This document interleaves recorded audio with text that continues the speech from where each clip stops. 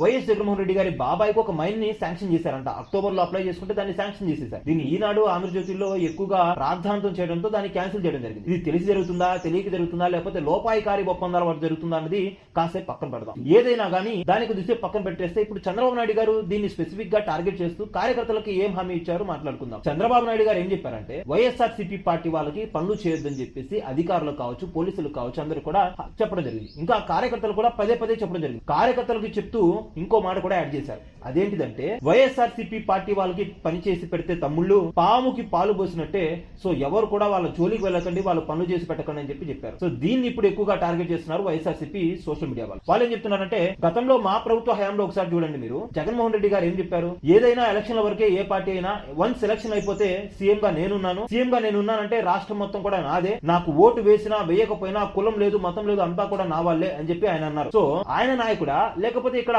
YSRCP party వాళ్ళకి పనులు చేయకూడదని చెప్పినటువంటి చంద్రబాబు నాయుడు నాయకుడా అని చెప్పి వీళ్ళు ఒక ఎలిగేషన్ అయితే